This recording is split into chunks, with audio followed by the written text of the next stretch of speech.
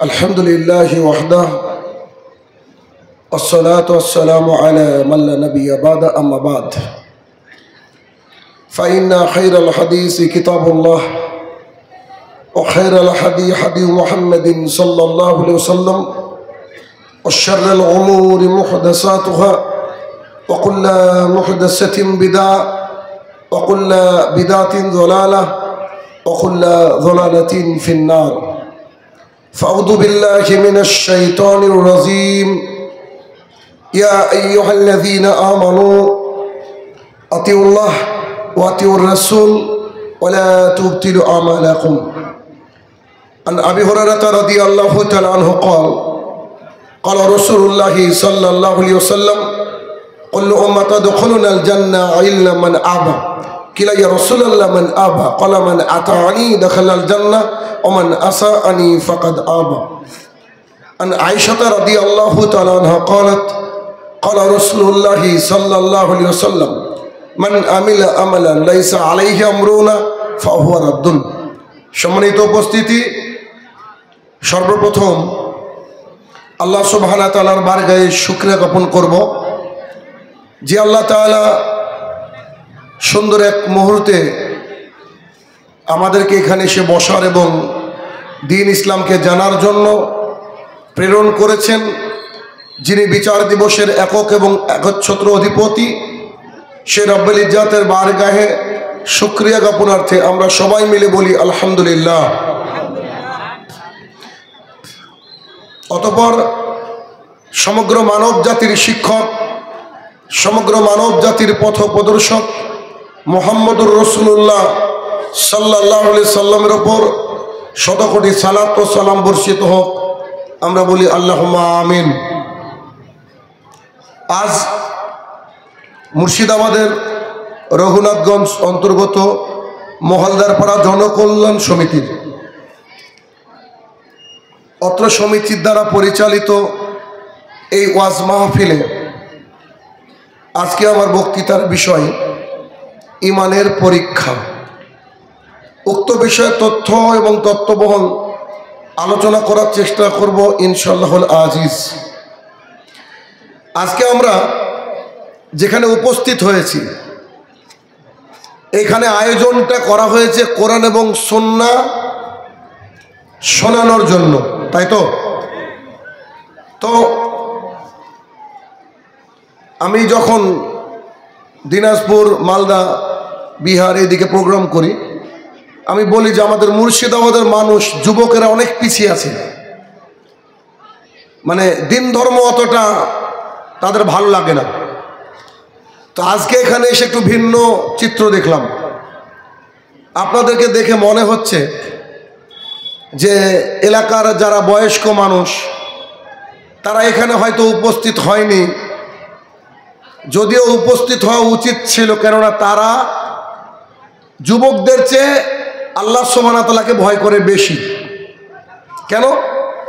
যুবকদের এখনো যৌবন রয়েছে, তাদের চোখে রয়েছে রঙিন চশমা, কিন্তু তার বাবা দাদা তারা বুঝে গিয়েছে দুনিয়ার মোহমায়া আর নাই, কবে যেন আল্লাহর কাছে চলে যেতে হয়।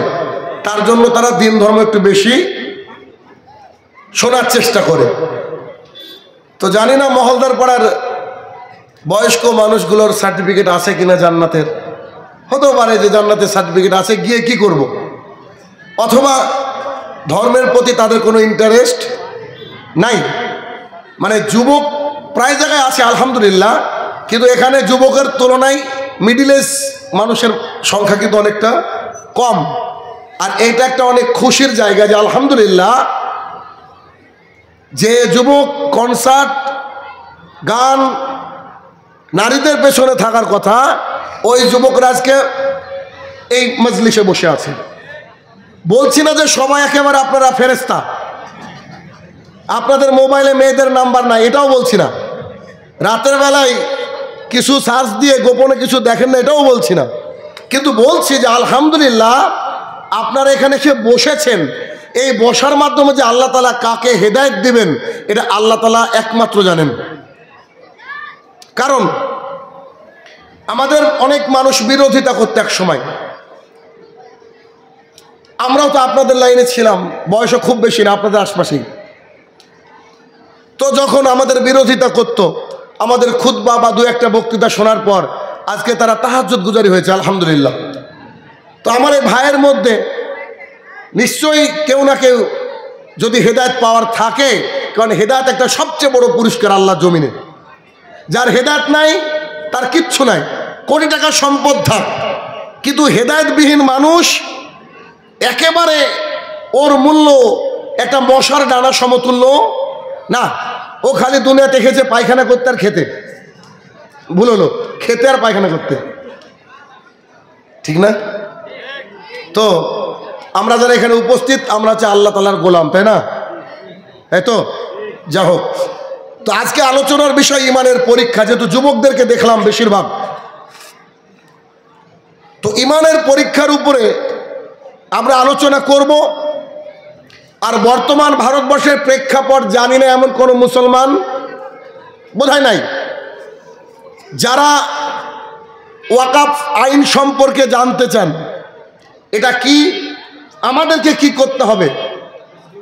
শাহিনুর রহমান হয় ফেসবুকে যাবেন, আর না হলে ইউটিউবে যাবেন। আজকে যে আমি খুতবা দিয়েছি গোটা পশ্চিমবঙ্গ নয়, গোটা ভারতবর্ষের বাঙালিদের জন্য। আমার মনে হয় না যে এত ডিটেলস কেউ বুঝিয়েছে, আল্লাহ ভালো জানে। একেবারে ধরে ধরে কেটে কেটে বোঝানোর চেষ্টা করেছি যে কি করতে চাইছে সরকার, আর এখন আমাদের করণীয় কি। এ বিষয়ে আজকে কথা বলবো না, তবে একটা কথা বলবো। কথাটা কি? সেটা হচ্ছে এই ওয়াকফ অ্যামেন্ডমেন্ট বিল যেটা পাশ হয়ে এখন বর্তমানে আইন, এটা কিন্তু বিল আর নাই, বুঝছেন তো? এটা আইন। আইন মানে বলে না ট্রাফিক আইন মেনে চলুন, যদি আপনার গাড়ির গতি 80 থাকে আপনাকে ফাইন করতে পারে পুলিশ। আপনি যদি বেল্ট না পরেন একটা ফাইন করতে পারে। বাইক চালাচ্ছেন হেলমেট না পরলে এখন 1000 টাকা ফাইন। এগুলোকে আইন বলা হয়। তো এখন বর্তমানে ওয়াকফ কিন্তু একটা আইন হয়ে গেছে, মানে আমি আপনি চেষ্টা করে কোনো কাজ নাই। কিন্তু আমাদের লিডার, ভারতবর্ষের লিডার মিস্টার গান্ধীজি, একটা পয়েন্ট বলবো তারপরে আগে যাব। মিস্টার গান্ধীজি ভারতবর্ষের স্বাধীনতার অন্যতম পথিকৃৎ। কেননা যাদের সামনে কথাগুলো বলবো বা যাদের অবধি সোশ্যাল মিডিয়ার মধ্যে পৌঁছাবে তারা কিন্তু কোরআন হাদিস বুঝে না, আর বোঝার চেষ্টা করবে না। তাদের জন্য বলছি, আপনার তো ইমানের দায়িত্ব, আপনি কি করবেন এটা আপনি নিজে সিলেকশন করবেন। তো মিস্টার গান্ধীজি এদেশে যখন ইংরেজ শাসন বহাল ছিল, ইংরেজরা বলেছিল আমরা আমাদের পণ্য দিব, আমাদের পণ্য ভারতবাসীকে খেতে হবে, এমনকি আমরা যে লবণ তৈরি করি এই লবণটা আমরা দিব, তোমরা খাবা। আইন পাশ করেছিল ব্রিটিশ সরকার, আইন হয়ে গেছিল, যেমন অ্যামেন্ডমেন্ট বিলটাও আইন হয়ে গেছে। কিন্তু মিস্টার গান্ধীজি করলেন কি, তিনি 1930 সালে আন্দোলন শুরু করলেন ব্রিটিশদের বিরুদ্ধে। এই আইন আমরা মানি না, কেন? এটা হচ্ছে মানবতা বিরোধী আইন। তো এই আইনের বিরুদ্ধে তিনি গোটা ভারতবর্ষের মানুষকে উদ্বুদ্ধ করেছিলেন, যার ফলস্বরূপ তারা বাধ্য হয়ে সে আইনকে ফিরে নিয়েছিল। ঠিক তেমনই আমি কোরআন হাদিস বলছি না, আমি জানি না কোরআন হাদিস, আজকে মনে করেন না যে আমি কোরআন হাদিস জানি এখন এইটুকুতে। তাহলে কি আমাদেরকে শিখিয়েছেন আমাদের নেতা মিস্টার গান্ধীজি, যে কি যদি কোনো আইন মানবতা বিরোধী হয় তাহলে সে আইনের বিরুদ্ধে ভারতবর্ষের জনগণের উচিত আন্দোলন করা। আমরা আমাদের নেতার কথা বলছি না, আমরা আমাদের দেশের নেতার কথা বলছি। মিস্টার গান্ধীজি সবারই পকেটে আছে। তিনি বলে গিয়েছেন, তিনি বলেছেন যে যেটা অমানবিক মনে হবে তা ভারতবর্ষের মানুষ আন্দোলন করে সেই আইনকে লাথি মেরে দূরে ফেলে দিতে পারে। তিনি দেখিয়ে গিয়েছেন। আমরা গান্ধীজিকে ভালোবাসি, শ্রদ্ধা করি, তিনি আমাদের দেশের নেতা।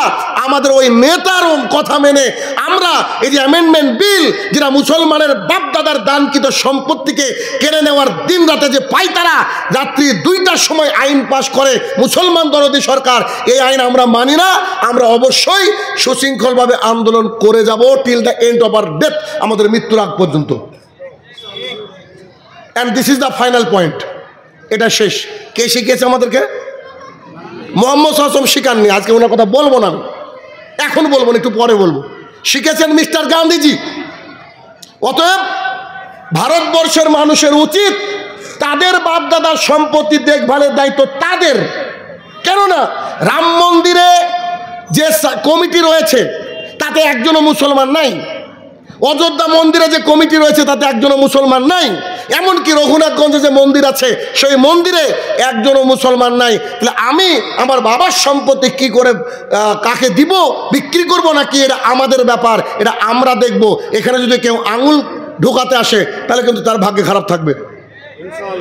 এটা হিসাব বলছে, এটা হিসাব বলছে। আরও জানার জন্য আপনি দেখবেন, বিস্তারিত বলেছি। তবে আমরা মুসলমান, আমরা সব কিছু খেয়াল রাখি। আবু হুরায়রা রাদিয়াল্লাহু তাআলা আনহু বলেন, রাসূল সাল্লাল্লাহু আলাইহি সাল্লাম বলেছেন, তোমার হাত এবং জবানের দ্বারা তোমার প্রতিবেশী যদি ক্ষতিগ্রস্ত হয় তাহলে তুমি ইমানদার নও। অতএব আমাদের হাত থেকে মিস্টার নরেন্দ্র মোদিও সুরক্ষিত। বুঝেননি? যে খাঁটি মুসলমান তার হাত থেকে চণ্ডীদাস সুরক্ষিত, মিস্টার পিটার সুরক্ষিত, একজন সাঁওতাল সুরক্ষিত, একজন শূদ্র সুরক্ষিত। আর মুসলমানের তো কথা হিসাবই নাই। আমরা কোনো সময় হাত দিয়ে জবান দিয়ে কাউকে আঘাত করব না, কিন্তু আমার বাপ দাদার পায়ের তলের মাটিতে যদি কেউ টেনে নেয় তাহলে যদি আমরা বসে থাকি, so I have nothing to say right now. এখন আপনারা বুঝবেন আপনাদের কি করা উচিত। আলোচনার বিষয় ইমানের পরীক্ষা। এখন আপনাদের ইমানের পরীক্ষা দিতে হবে। বর্তমান সময় ইমানের পরীক্ষায় চলছে। পৃথিবীর বুকে যেই ব্যক্তি বলেছে লা ইলাহা ইল্লাল্লাহ, আল্লাহ ছাড়া কোনো হক মাবুদ নেই, তার উপরে যুগে যুগে পরীক্ষা এত কঠিন হয়েছে, গোটা পৃথিবীর ইতিহাস যদি ঘাটেন আপনি বুঝতে পারবেন। লা ইলাহা ইল্লাল্লাহ বলেছিল নূহ আলাইহিস সালাম। তিনি দুঃখ করে বলছেন, আমি 950 বছর দাওয়াতের কাজ করেছি, আমার দাওয়াত মানুষ গ্রহণ করেনি, সামান্য মানুষ ছাড়া। এমনকি নিজের সন্তান পর্যন্ত নূহ আলাইহিস সালামের দাওয়াতের কাজকে পছন্দ করতেন না। আপনি যদি দেখেন ইব্রাহিম আলাইহিস সালাম, তার নিজের বাবা তাকে বাড়ি থেকে বের করে দিয়েছে একমাত্র লা ইলাহা ইল্লাল্লাহ বলার কারণে। পৃথিবী সৃষ্টির পর থেকে আজকে পর্যন্ত যে মানুষ লা ইলাহা ইল্লাল্লাহ বলবে তার উপরে অত্যাচারের বুলডোজার আসবেই আসবে। পৃথিবীর সবচেয়ে ভালো মানুষ মুহাম্মদ সাল্লাল্লাহু আলাইহি সাল্লাম। আমি বলছি না, কোনো মুসলমান বলছে না। পৃথিবী কারা ভাই ওখানে, ওদেরকে উঠিয়ে দেন তো, নাটক করতে এসেছে এখানে। তোমাদের জন্য তো আজকে ওয়াকাফ ওদের হাতে, রাম মন্দির ওদের হাতে। সারা রাত ফ্রি ফায়ার পাবজি খেলবা আর তোমাদের মা বাপ জীবিত থাকে বাড়িতে, বললে ভালো খারাপ লাগে আমার। আমি এত গুরুত্বপূর্ণ আলোচনা শুরু করলাম, আমার গল্প করছো ওখানে। বাড়ি যেতে হবে ভাই, আর নাহলে বসে থাকতে হবে, শুনতে হবে আলোচনা। প্রশংসা করলাম, এখন গালি খাচ্ছে, কি বলবো। যুবকদের প্রশংসা করলাম না, আমি আজ পর্যন্ত কারো প্রশংসা করি না। এমনকি স্টেজে কি আছে কোনদিন দেখিও না। আমার কথা আমি আল্লাহর কথাগুলোকে মানুষের মনে পৌঁছে দেবো, তাতে জেল ফাঁসি চলে যাওয়া হবে। জি না হয় তো শেরকে তারা যাও, খুদ থেকে তারা মার্জিও। আজকে মুসলমানের যুবকরা পথভ্রষ্ট বলেই এত কিছু সাহস পায় মানুষ। সবাই যদি আল্লাহমুখী হতো মসজিদে, কারো বাবার ক্ষমতা ছিল কি? কোনো আইনও কিছু উল্টাতে পারতো না। কিন্তু দুঃখের বিষয়, ওই তো রাত 3টে পর্যন্ত মার মার মার করে আছে। এই তো পরিস্থিতি। পৃথিবীর সবচেয়ে ভালো মানুষের নাম মুহাম্মদ সাল্লাল্লাহু আলাইহি সাল্লাম। কে বলছেন? মাইকেল এইচ হার্ট, ইহুদি লোক। আল্লাহ বলেছেন ইহুদি হচ্ছে সবচেয়ে বড় শত্রু মুসলমানের। তিনি বলছেন পৃথিবীর মধ্যে সবচেয়ে ভালো মানুষের লিস্ট, সবচেয়ে বিজ্ঞানী বড় লিস্ট, সবচেয়ে ঐতিহাসিকের লিস্ট আমি করতে গিয়ে দেখছি 1 নম্বরে যাকে দিতে আমি বাধ্য হলাম, হিজ নেম ইজ মুহাম্মদুর রাসূলুল্লাহ সাল্লাল্লাহু আলাইহি সাল্লাম। ভাইরা আমার, ফেসবুকে যদি একটু পোস্ট করি, সেখানে যদি প্যালেস্টাইন শব্দটা ইউজ করি, হত্যা শব্দটা ইউজ করি, সঙ্গে সঙ্গে মার্ক জুকারবার্গ স্ট্রাইক দিয়ে দেয়। তার মানে এই ইন্টারনেট জগৎকে গোটা পৃথিবীর বুকে মুসলমানরা দেখে না, দেখে কারা? ইহুদি খ্রিস্টানরা ইন্টারনেট জগৎকে দেখে। এই ইন্টারনেটের গুগলে গিয়ে যদি আপনি এখন লিখেন who is the most influence person in the world, আজকের জামানায় সবচেয়ে বিখ্যাত মানুষকে, তো গুগল বলবে মুহাম্মদুর রাসূলুল্লাহ সাল্লাল্লাহু আলাইহি সাল্লাম। মানে তার যোগ্যতাটা এত বেশি ছিল, মানুষ বিরোধিতা করেও কাজ নেয়, তবু এক নম্বরে। যে গান্ধীজির কথা বললাম, সেই গান্ধীজি মারা যাওয়ার আগে তিনি তার জীবনী গ্রন্থ লিখছেন। জীবনী গ্রন্থের মধ্যে তিনি নিজে উল্লেখ করছেন, তিনি বলছেন, I have read a lots of biography in my life. When I got Muhammad Sallallahu Alaihi Wasallam biography in my hand, I read it thoroughly. Honestly, I tell to the world, the biography was an unique and unparalleled. Mister Gandhiji বলছেন, আমি আমার জীবনে অনেক জীবনী গ্রন্থ পড়েছি। যখন আমি মুহাম্মাদের জীবনী পেলাম সাল্লাল্লাহু আলাইহি ওয়াসাল্লাম, যখন তার জীবনী গ্রন্থ পেলাম, আই রিড ইট থরলি মানে একটা লাইন যেন বাদ না যায়, একটা অক্ষর যেন বাদ না যায়, একটা করে অক্ষর পড়ে বলছে, সত্য কথা দুনিয়াবাসী শোনো, আমি অনেক জীবনী গ্রন্থ পড়েছি, তবে ইনার মতো জীবনী না আছে না থাকবে। সুবহানাল্লাহ বিহামদি। কে বলছে? মুসলমান ছিল নাকি? তাহলে বুঝতে পেরেছেন কি, গোটা পৃথিবীর মানুষ স্বীকার করেছে সবচেয়ে ভালো মানুষকে বলেন, সবচেয়ে ভালো মানুষের নাম মুহাম্মদ সাল্লাল্লাহু আলাইহি সাল্লাম। মক্কার বুকে তার কি প্রায়োরিটি, সবাই তাকে ভালোবাসে। ভালোবাসার গতিটা দেখেন, তিনি সাফা পাহাড়ের উপরে উঠে বলছেন, এই মক্কাবাসী শোনো, সবাই, কোনো কাজ নাই, এসে বলছে, জি বলেন, আমি যদি কোনো তথ্য দিই তোমরা কি বিশ্বাস করবা? তখন তারা বলছে, আরে তুমি তো আলামিন, তুমি সত্যবাদী, আমানতের খেয়ানত করো না, আত্মীয়তার বন্ধন ছিন্ন করো না, অসহায়ের বোঝাকে তুমি নিজে বহন করো, তোমার মতো ভালো ছেলে মক্কায় নাই, তুমি যা বলবা আমরা সব মেনে নেব। আল্লাহ রাসূল বলেছেন, কুল লা ইলাহা ইল্লাল্লাহ তুফলিহুন। 360টা মাবুদের পুজো করে ওরা, লাত, মানাত, ওজ্জা, হবল, রব, এলা ওদের মাবুদের নাম। 360টা মাবুদের পুজো করে, সবাই বলছে মুহাম্মদ সাল্লাল্লাহু আলাইহি ওয়াসাল্লাম বেস্ট, আর কেউ নাই। একজন মানুষও বিরোধিতা করেনি। এখনকার যে নেতাই হোক না কেন, অন্তত তার বিরোধিতা পাওয়া যাবে কি যাবে না? যাবে। আল্লাহ রাসূলের একজনও বিরোধিতা করেনি, শুধুমাত্র একটা বাক্য বলেছে। কি বলেছে? কুলু লা ইলাহা ইল্লাল্লাহ তুফলিহুন। তোমরা শুধু একটা বাক্য বলো। কি বাক্য? লা ইলাহা ইল্লাল্লাহ, আল্লাহ ছাড়া কোনো হক মাবুদ নেই, তাহলে তোমরা বেঁচে যাবা। এতটুকু বাক্য বলেছে, আর কোনো বাক্য বলেনি। তো সঙ্গে সঙ্গে নিচ থেকে আবু লাহাব বলছে, একে হত্যা করতে হবে, একে গ্রাম ছাড়া করতে হবে। উম্মে জামিল মানে এর স্ত্রী বলছে, একে হত্যা করতে হবে, একে গ্রাম ছাড়া করতে হবে। দেখেন এখনই কি বললো, তোমার মতো ভালো মানুষ নাই, খালি লা ইলাহা ইল্লাল্লাহ বলেছে, তো বলছে কি তোমাকে হত্যা করতে হবে। গোটা মক্কাবাসী তার উপরে খেপে গেল এবং এত অত্যাচার করতে লাগলো যে তাকে মক্কা থেকে মদিনাতে তাড়িয়ে দিয়ে তারপরে গা স্বস্তির নিঃশ্বাস ফেলেছে। এখন আপনার কাছে আমার প্রশ্ন, লা ইলাহা ইল্লাল্লাহর পাওয়ার এত কঠিন যে আপনার আমার উপরে বুলডোজার আসবে। এখন রঘুনাথগঞ্জের মানুষকে একটু বলি, যদি কেউ লা ইলাহা ইল্লাল্লাহ বলেন, যদি অত্যাচার আপনার উপরে না আসে, বিশ্বাস করেন আপনার লা ইলাহা ইল্লাল্লাহর মধ্যে কোনো ঘাটতি আছে, কিছু তো একটা আছে। চেক করিয়ে নিন, একটু মেরামত করেন তো লা ইলাহা ইল্লাল্লাহ। আমি আমার ব্লকের ইংরেজির সেরা মাস্টার, স্কুলে চাকরি করি না, কেন করি না ওরা আল্লাহ জানে। তো আমার হাত দিয়ে অনেক আমি শিক্ষক তৈরি করি, আমার হাত থেকে ভিডিও তৈরি করেছি, আমার হাত দিয়ে ডাক্তার তৈরি হয়, মানে কম্পিটিটিভ এক্সাম পড়াই। তো আমার এলাকায় আমি যখন 11 ক্লাসে পড়ি, তখন আমার 12 ক্লাসের ছাত্র 73 জন, আল্লাহ মেধা দিয়েছিল। তো 5 গ্রামের লোক আমার ব্যাপারে এত ভালো যে এর মতো ছেলে হয় না। কোনোদিন আমি থানায় যাইনি, কোনোদিন আমি কারোর সাথে চোখ রাঙে কথা বলিনি, কোনোদিন কাউকে ধমক মেরে কোনো কথা বলিনি। সৌদি আরবে যাওয়ার পর লা ইলাহা ইল্লাল্লাহ পেয়েছি, তার আগে পাইনি। লা ইলাহা ইল্লাল্লাহ দাওয়াত যখন আমি বাড়িতে দিতে শুরু করলাম, আপনাদের দিক থেকেই বা মালদারের দিক থেকে কয়েকজন লোক গেছে আমার সাথে দেখা করতে। আমার এক চাচাকে বলছে যে শাহিনুর রহমানের বাড়ি কোনটা, বলছে এই গ্রামে শাহিনুর রহমান নামের কেউ নাই। বুঝেননি বোধ হয়?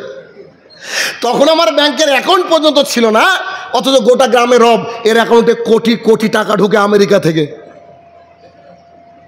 কি দিয়ে বুঝাবো? শুধু একটা কাজ করেছে কি, আমাদের এলাকাটা হচ্ছে কথিত হানাফি এলাকা। কথিত হানাফি বুঝেন? পৃথিবীতে যারা আছে সব নকল হানাফি, কেউ খাঁটি হানাফি না।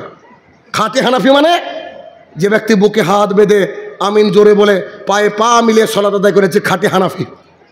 এরা তো বুঝে না, কিছু করার নাই। তো আমার এলাকাটা ওই যে পীর পূজারি ইত্যাদি ইত্যাদি আছে, তো ওখানে সৌদি আরব থেকে এসে বলছি যে বুকের উপরে হাত বাঁধতে হবে, মহিলাদেরকে বোরখা পরাতে হবে, খালি শুক্রবারে সালাত আদায় করলে মানুষ মুসলমান থাকে না। এই কথা যখনই বলেছি তখন বলছি ফেতনাবাজ। আমি এত ভালো মাস্টার, সবারই ছেলে মেয়ে আমার কাছে পড়ে, এখন গিয়ে খালি জিজ্ঞাসা করবেন শাহিনুর রহমান কেমন, 99% লোক বলবো ওর মতন খারাপ লোকই নাই, অপরাধ কিচ্ছু দেখাতে পারবে না, আল্লাহর কসম করে বলছি। দেখাতে পারবে না। কি বলবে?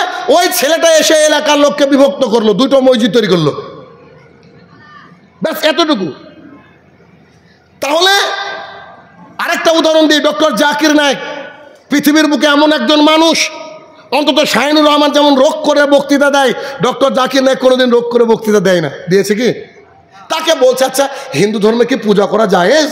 তো তিনি সুন্দর করে উত্তর দিচ্ছে, শ্রীমদ্ ভাগবত গীতা 7 নম্বর অধ্যায় 20 নম্বর মন্ত্রতে বলা হচ্ছে, কামনার দ্বারা যাহাদের জ্ঞান নষ্ট হইয়া গিয়াছে উহারা দেবদেবীর পূজা করিয়া থাকে, কেননা একাম ব্রহ্মাম দিউতা নাস্তি নাস্তি নিহিনী কিঞ্চান। তোমাদের কালেমা হচ্ছে এইটা, তোমাদের ব্রহ্মসূত্র হচ্ছে এইটা, ভগবান একজন, দ্বিতীয় কোনো ভগবান নাই। দেখেন কত সুন্দর তাদেরই শ্লোক থেকে, তাদেরই গীতা থেকে, তাদেরই ধর্মগ্রন্থ থেকে বের করে দিচ্ছে। ইনার মতো শান্ত মানুষ আছে, তবুও তাকে এখানে টিকতে দিল না। কেন? লা ইলাহা ইল্লাল্লাহর পাওয়ার। তার মানে আমি আপনাদেরকে বোঝাতে চাইছি, যেই ব্যক্তি লা ইলাহা ইল্লাল্লাহ বলে সঠিকভাবে দ্বীন ইসলাম বুঝবে, তার উপরে পরীক্ষা আসবেই আসবে। যদি পরীক্ষা না আসে, বুঝে নিতে হবে আপনি ভুল রাস্তায় আছেন। আপনাকে এই যারা যুবক ভাইরা আমার আছেন, তাদেরকে বলছি, আপনি এই পরীক্ষার রেজাল্ট 1 সপ্তাহের মধ্যে পাবেন। দেখবেন, আপনাকে আমি বলছি, রাসূল সাল্লাল্লাহু আলাইহি ওয়াসাল্লাম বলছেন, এফাউল্লাহা, তোমরা দাড়িটাকে ছেড়ে দাও, ওয়াসুস সারেফ, গোপটাকে ছাটো।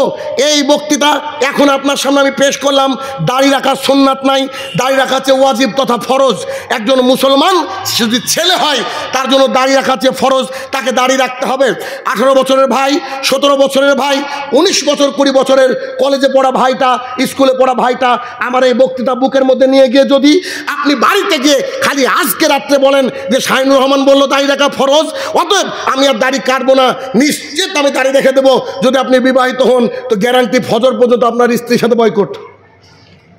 স্ত্রী আপনাদেরকে ঘুরবেই না, কিছু বোঝানোর চেষ্টা করবে, বলবে তুমি পাগল হয়েছো, মাত্র 6 মাস হলো বিয়ে হয়, এর মধ্যে তুমি দাড়ি রাখবা, বোকা কোথাকার। আমাদের সন্তানদের বিয়ে দেওয়ার পর তারপরে দাড়ি রাখবো, মানে ওর বউ হচ্ছে মালাকুল মতের সাথে কন্ট্রাক্ট সাইন করেছে। দ্বিতীয় কোনো যুবক এখনো বিয়ে করেনি, ও যদি এই বক্তৃতা বাড়িতে শোনায় আর ওর মাকে বলে, আব্বু ডাইনিং টেবিলে খাওয়ার সময় শাহিনুর রহমান বললো দাড়ি রাখা নাকি ফরজ, দাড়ি রেখে দেবো, ওর আম্মু বিরোধিতা করবো, ওর আব্বু করবে। আর বাই চান্স রেখে দিয়েছি, সবারই কথা শুনে রেখে দিয়েছে, 5 ওয়াক্ত সালাত আদায় কোনোদিন করেনি, বিড়ি গাঁজা টেনে বেড়েছে রাস্তায়, দাড়িটা বড় হয়ে গেছে, এই রাস্তা দিয়ে মসজিদে আসছে, ওই চায়ের দোকানে 3-4 জন বয়স্ক মানুষ বসে আছে, তার আবার ডেকে বলছে, বাপরে বাপ কবে মৌলবি হলি? বলেন, টিটকিরি দেয় কি দেয় না? আপনি ভালো কাজ করতে গেলে আপনার এলাকা মানুষ বিরোধিতা করবেই করবে। এক জায়গায় বক্তৃতা করতে গিয়েছি, তো একজন আলেম বলছে আমি 40 বছর ধরে ইমামতি করছি। তা আমি মনে মনে বললাম, শালা তুমি খারাপ নয়, তোমার জনগণের বুকে তালা। বুঝেননি? 40 বছর ইমামতি কি করে করতে পারে ও? আমার কথা মানে বুঝতে পারছেন না? যদি হক কথা বলে তো টিকা মুশকিল না? আল্লাহ রসুল তো টিকতে পারেনি, আল্লাহ রসুল টিকতে পারেনি। আপনি আমি টিকছি কি করে? তার মানে আমাদের ঘাটতি, আর না হলে লোকজনের ঘাটতি, আর না হলে সবাই ইমানদার। দেখেন তো একটা গ্রাম সবাই ইমানদার, ফজরে যতজন, মাগরিবে ততজন, এশাতে ততজন, জুমাতে ততজন, আছে কোনো গ্রাম নাই? শুধু আমার গ্রামটা আছে, চলেন আমি তৈরি করেছি আলহামদুলিল্লাহ। তাহলে কি যেটা বলতে চেয়েছিলাম আপনাদেরকে, যে আপনি যদি লা ইলাহা ইল্লাল্লাহ বলেন অর্থাৎ ঈমান আনেন, তাহলে আপনার উপরে পরীক্ষা নিরীক্ষা নেমে আসবে। যদি পরীক্ষা নিরীক্ষা না নেমে আসে, তা পরিবার থেকে হোক, সমাজ থেকে হোক, তাহলে বুঝতে হবে যে আপনার আমার কোনো ঘাটতি আছে, আপনার আমার কি আছে? ঘাটতি আছে। অতএব ভাই, পরীক্ষা আমাদেরকে দেওয়ার জন্য প্রস্তুতি গ্রহণ করতে হবে। আমি সবচেয়ে ভালো ছেলেটা আজকে পাড়ার বেরোয় না, সারা দিন বাড়িতে কম্পিউটারে পড়াই, কম্পিউটারে কাজ। আমি গ্রামের মানুষকে চিনতে পারি না এখন। মানে সৌদি আরব থেকে এসেছি 2012-তে, তারপর থেকে তো গ্রামে যাই না, লজ্জা লাগে, ভেতরেই যাই না। আমার গ্রামের এক কোলে বাড়ি, আমি মানুষকে চিনতে পারি না, কিন্তু মানুষ আমার সুন্দর বিরোধিতা করে। কিন্তু যদি কোনো বিশেষ বিপদে পড়ে আমার কাছে আসে, বুঝলেন না? আলহামদুলিল্লাহ, আমি খুশি, আমি খুশি, এতে বেজার নই। আমি কিন্তু তাদের জন্য ওই দিন থেকে আজ পর্যন্ত দোয়া করছি, আল্লাহ যদি কিয়ামত পর্যন্ত বাঁচিয়ে রাখে দোয়া করবো। কেন? হয়তো ভাইরা আমার বুঝতে পারেনি, কারণ আমি তাদের কাছ থেকে অর্থ চাইনি, আমি তাদের কাছে সম্পদ চাইনি।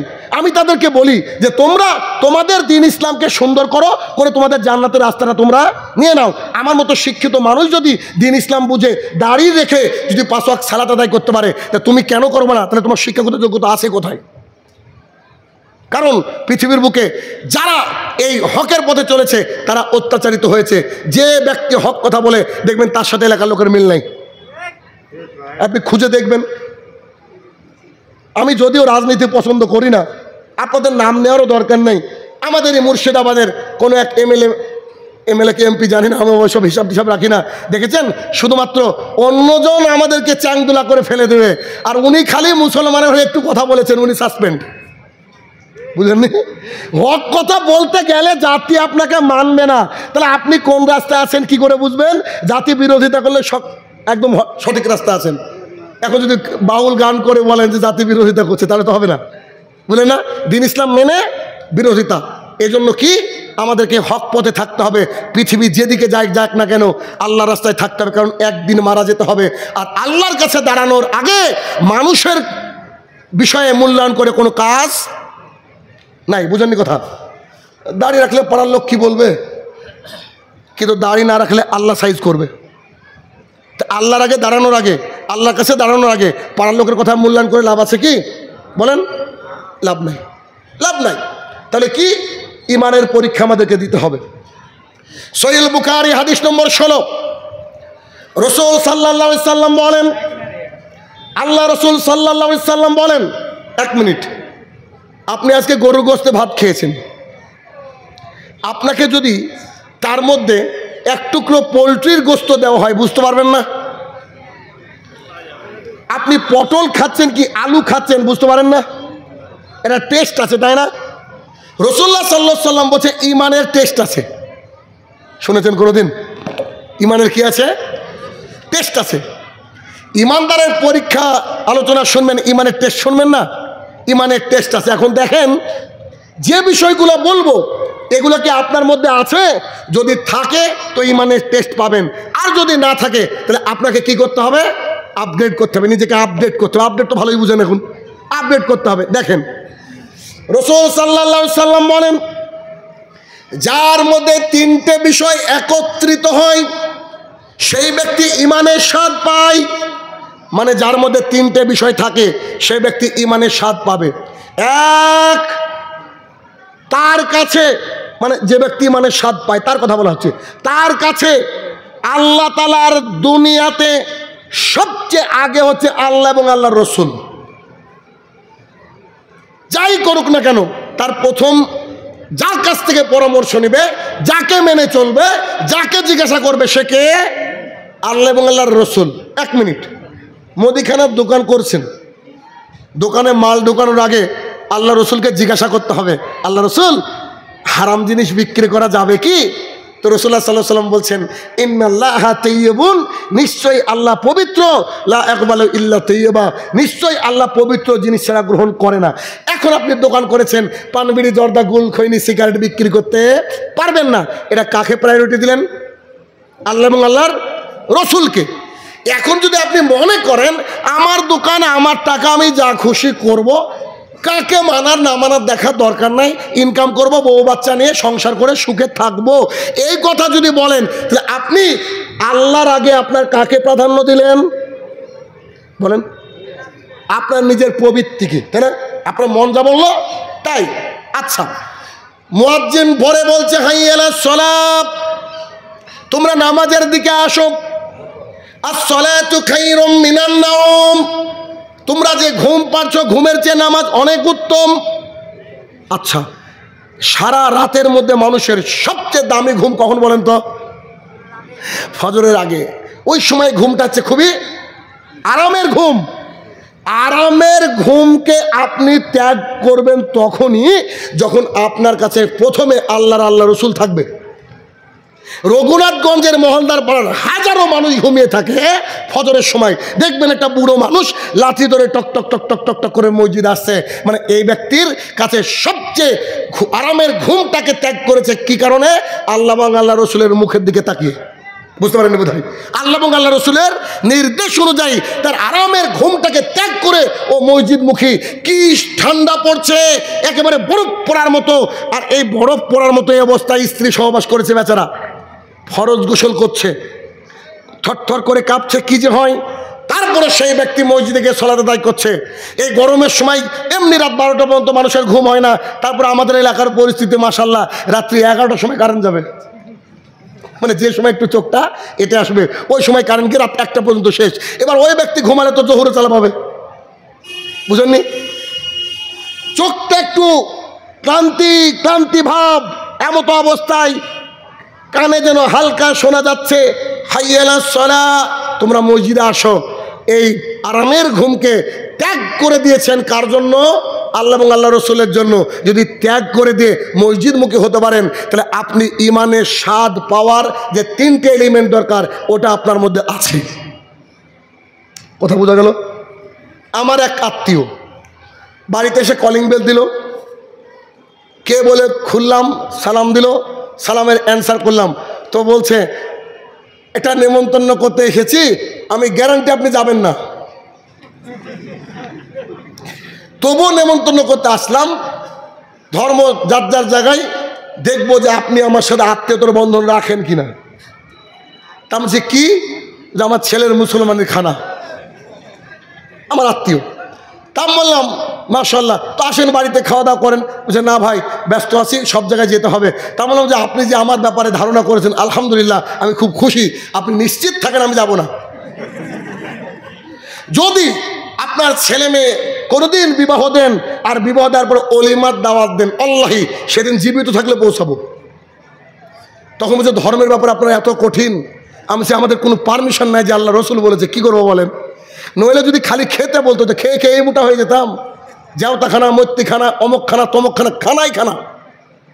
আমাদের এলাকার এক লোক বলছে, আমি শুনিনি নিজে কানে, আরেকজন বলছে যে এই ছেলেটা সবই ঠিক বলছিল, সব খাওয়া যে বন্ধ করে দিল গো। খাওয়াগুলা ঠিক রেখে যদি বলে যে বুকে হাত বান, তাও তো রাজি ছিলাম। মানুষ কত প্রকারের আছে চিন্তা করেন। সামান্য একটু খাওয়ার লোভে, বুঝতে পারেন না? যে মৌলবি মিলাদ করে বেড়ায়, ওই মৌলবির বাড়িতে কেউ মারা গেলে সে বাড়িতে মিলাদ লাগে না। কেন? ওই যে মুরগির ঠ্যাং আর 500 টাকা দিবে না, যে শুধু এইটুকুর জন্য মিলাদ চালু আছে। এগুলোকে বন্ধ করে দেন, কেউ আসবে না, কেউ আর মিলাদ করবে না। আপনি দেখেন পরীক্ষা করে। আমার ড্রাইভারই বলছে কালকে বোধহয়, ও কালকে আপনাদের রঘুনাথগঞ্জে প্রোগ্রাম ছিল আমার, কি জায়গা? বড় জুমলা।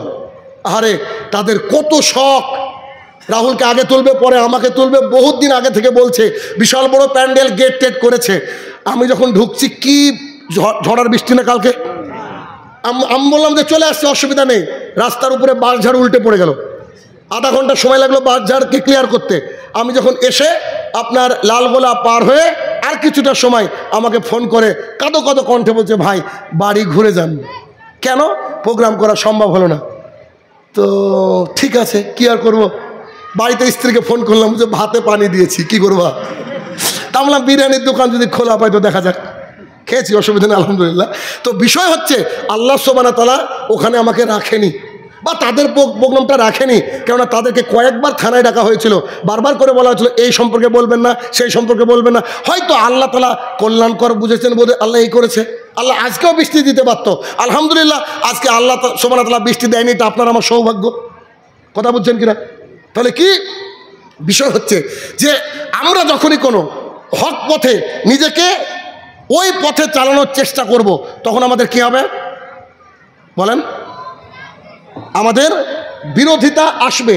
আর সেই বিরোধিতাই যদি আমরা আল্লাহ এবং আল্লাহ রসুলকে ঠিক যেমন করে ওনাকে মেনে নিলাম না ওনার কথাটা ওইরকম করে। আরেকটা উদাহরণ দিলে বুঝতে পারবেন। আমার স্ত্রী, একই গ্রামে বিয়ে করেছি, তিনি আমাদের বাড়ি থেকে গিয়েছেন একটা ছোট্ট মোবাইল, যে 1-1,500 টাকা দাম স্যামসুংয়ের ছোট্ট মোবাইল, রাস্তায় হারিয়ে ফেলেছে। ক্যারি ব্যাগ ফুটো ছিল, হারিয়ে ফেলেছে। তো যে মসজিদ থেকে আমাদেরকে বের করে দেওয়া হয়েছে আমিন বলার কারণে, ওই মসজিদের সামনে তার দাদার বাড়ি। ওখানে গিয়ে দেখেছে মেয়েটা মোবাইল হারিয়ে ফেলেছে, হয় না, 1 কান 2 কান 5 কান। তো রাত্রিবেলা আমার স্ত্রী এসে বললো মোবাইল হারিয়ে গেছে। আমি ফোন করে দেখলাম, বলছে আপনি যেখানে ফোন করেছেন সুইচ অফ। আমি দেখলাম যে পাকা লোকই পেয়েছে, ও তো দিবে না। তা আমি সঙ্গে সঙ্গে আল্লাহকে বললাম, আল্লাহ 1-1.5 টাকা দামের মোবাইল এইটার জন্য আমার ভাইকেও আটকে যাবে কিয়ামতের মাঠে, আল্লাহ আমি আগে ক্ষমা করে দিলাম, ওর পাপ নিও না তুমি, আগে থেকে বাঁচালাম। ও তো জানে না, ও যদি জানতো তো আমার বাড়িতে পৌঁছে দেয়, তো বুঝেনি হাদিস। রাত্রিবেলা যখন ঘুমাবো তার আগে মশারি টাঙাচ্ছি, টাঙান আপনারা?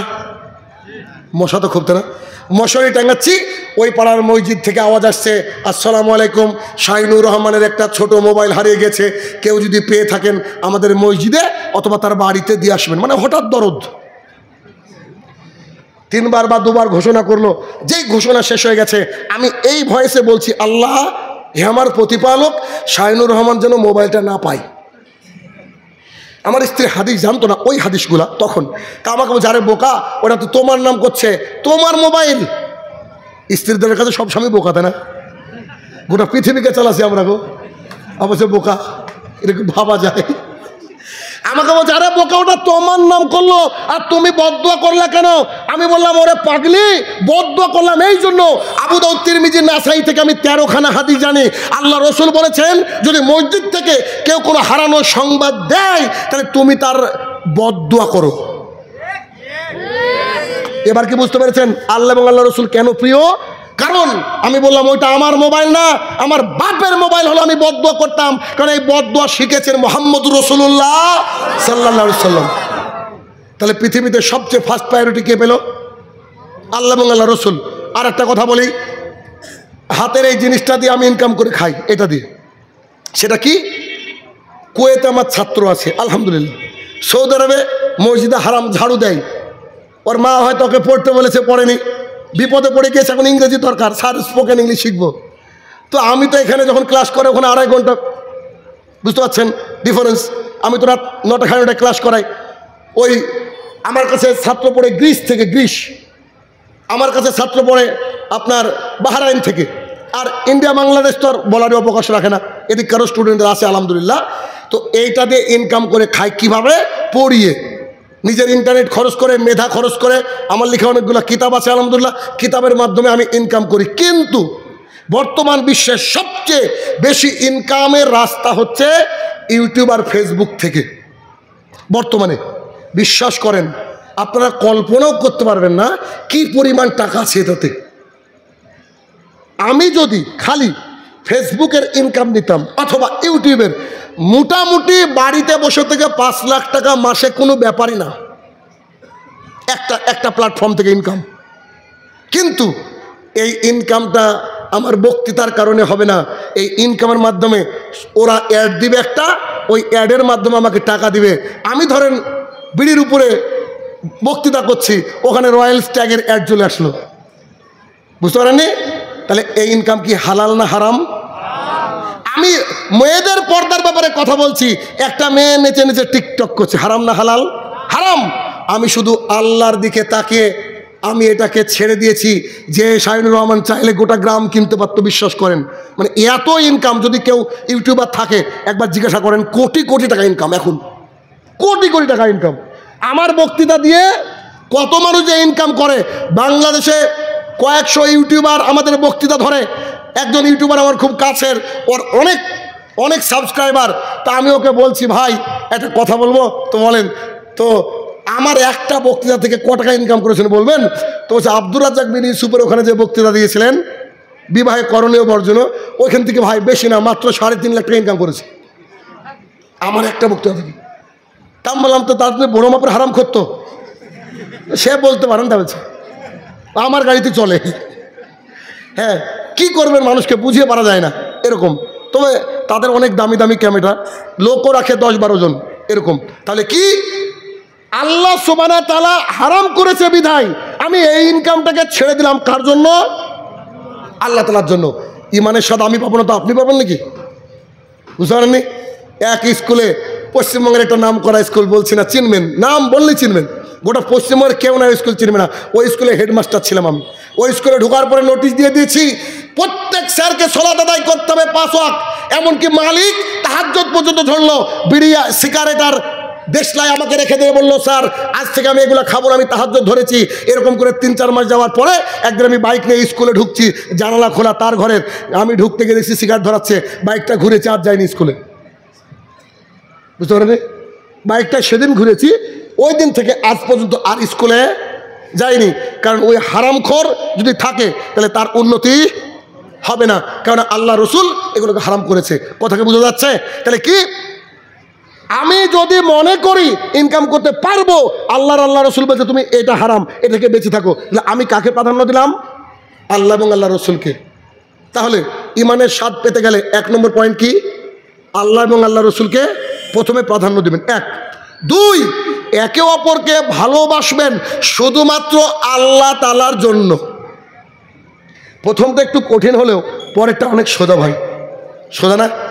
আচ্ছা 1 মিনিট, মতিউর রহমান মাদানীকে স্বচক্ষে দেখেছেন এমন মানুষ বোধহয় এখানে নাই, ঠিক না? কিন্তু মতিউর রহমান মাদানীকে ভালোবাসেন এমন লোক আছে? আব্দুর রাজ্জাক বিন ইউসুফকে হয়তো অনেকে দেখেননি সরাসরি, কিন্তু তাকে ভালোবাসেন না এমন লোক আছে? আব্দুল্লাহ ভাইকে আপনারা অনেকে হয়তো দেখেননি স্বচক্ষে, কিন্তু তাকে ভালোবাসেন এমন মানুষ আছে কি দুনিয়াতে এখন? আচ্ছা তাদের ভালোবাসা কি কারণে? আল্লাহর জন্য না? কোনো টাকা দেয় তাকে ভালোবাসলে? কেউ টাকা দেয় না। আসলে সব কার জন্য? আল্লাহ সুবহানাহু ওয়া তাআলার জন্য। একে অপরকে ভালোবাসতে হবে শুধুমাত্র আল্লাহ সুবহানাহু ওয়া তাআলার জন্য। এই যে আমার যে ডেটটা নিল, আমি আপনার মহলদার পাড়া চিনি না, কথার কথা, এটা তো কাছেই, আমার বাড়ি থেকে 110 নিয়ার অ্যাবাউট। ধরেন আমাদেরকে ডাকলো দিনাজপুর, আমাদেরকে ডাকলো কোথায় কোথায় ডাকে, শুধুমাত্র ফোনে বলে। আমি তো টাকা অ্যাডভান্সও নিই না, কন্ট্যাক্ট করেন, এটা তো জানেন বোধহয় আপনারা নাকি? এখন জেনে গেছে সবাই। তো ধরেন একটা কোনো লোক ইচ্ছা করলো যে শাহিনুর রহমানকে এসে মেরে ফেলবো, করতে পারে, কিন্তু আমি একটা ফোনের উপরে ভরসা করে চলে যাই কোথায় না কোথায়। বুঝতে পারছেন কি? আমি কি ভাবি? সে আমার দিনই ভাই, সে আমাকে ধোঁকা দিবে না। কোথাকার মানুষ কোথাকায় চলে যায়। কেরালার বুকে গিয়ে বক্তৃতা দিচ্ছি, ওখানেও যে এত মানুষ ভালোবাসে, এত মানুষ চিনে, ভাবনারও বাইরে। বাংলাদেশের সোনালী ব্যাংকে দাঁড়িয়ে আছি, একজন মানুষ এসে থরথর করে কাঁপছে, যে আপনি শাহিনুর রহমান স্যার না? মানে জি, জড়িয়ে ধরেছে, মানে বিশ্বাস হয়নি। ভাই এগুলো ভালোবাসা না? আমি ওকে টাকা দিয়েছি, ও না ও আমাকে টাকা দিয়েছে। আজকে এতগুলো যুবক আলহামদুলিল্লাহ নিশ্চয় আমাকে ভালোবাসেন বলে বসে আছেন। তাহলে এই যে ভালোবাসা, এই ভালোবাসা যদি আল্লাহর জন্য হয়, দুনিয়ার কোনো কারণে না হয়, তাহলে এই ভালোবাসলে আল্লাহ তাআলা বলছে, সেই আল্লাহ রসুল বলছে সেই ব্যক্তি ইমানের স্বাদ পাবে। সাথে একটা বোনাস হাদিস, এই হাদিসটা মজার হাদিস, শুনে রাখেন একবার। যদিও আমার বাড়িতে হয়তো আত্মীয় স্বজন বাড়বে এই হাদিস বলার পর, আচ্ছা বাড়ুক, তারপরে শুনেন কি হাদিস। সুবহানাল্লাহ।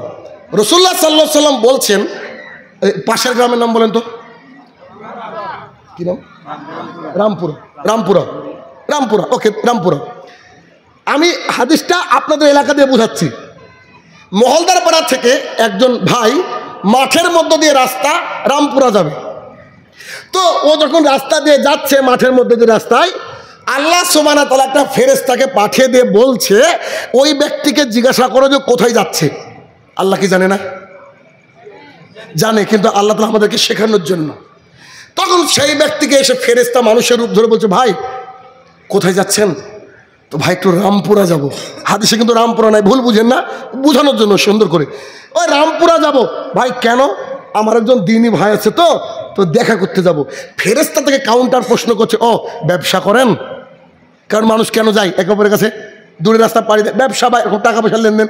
বলছে আরে ভাই না আমি ব্যবসা করি না। তো টাকা পয়সা পাবেন বা দিবেন? বলছে না। তো কেন যাচ্ছেন? বলছে ও ইমানদার, আমি ইমানদার, অর্থাৎ ও নামাজ পড়ে, আমিও নামাজ পড়ি, শুধু দিনই বন্ধু, দিনই ভাই। তা ভাবছি ভাইটার সাথে অনেকদিন দেখা হয়নি, শুধুমাত্র আল্লাহ তাআলার জন্য দেখা করতে যাচ্ছি। এতটুকু বাক্য বলেছে। আল্লাহ সুবহানাহু ওয়া তাআলা আকাশ থেকে ওই ফেরেশতাকে বলছে, তুমি আমার বান্দাকে জানিয়ে দাও আমি আল্লাহ তাআলা তার এই ভালোবাসার কারণে জান্নাতের মধ্যখানে একটা ঘর নির্মাণ করে ফেলেছি। কথা বোঝাতে পেরেছি? তো একদিন চলে যাবেন একটা হাদিয়া নিয়ে শাহিনুর রহমানের বাড়িতে, অসুবিধা কি? বুঝেননি বোধহয় কথা। আলহামদুলিল্লাহ ভাই, মজা করলাম, হাদিয়া না। কত মানুষ ঈদের পরে যায়, মাঝে মাঝে বাড়ির লোকও বিরক্ত হয়ে যায়। একটা লোক, আসছি স্যার, আসেন, 2-5 মিনিট 10 মিনিট গল্প করে আবার আসছি স্যার, মানে লাইন লেগে থাকে। তবুও ভালো লাগে যে আলহামদুলিল্লাহ তারা এসেছে গাড়ির তেল খরচ করে, শুধুমাত্র দিনই ভালোবাসার কারণে, কোনো বেনিফিট নাই। কিন্তু তারা হচ্ছে বুদ্ধিমান। কেন বুদ্ধিমান? তারা জানে কেউ কাউকে আল্লাহর জন্য ভালোবাসলে তার বেনিফিট হচ্ছে জান্নাতে ঘর। তাহলে ঘর পেতে কি খুব কষ্ট হবে? হবে না। একদিন 3 বন্ধু মিলেও ভাবছেন যে যাই অনুরাগ ফাইজির বাড়িতে দেখা করে আসি, অসুবিধা কি?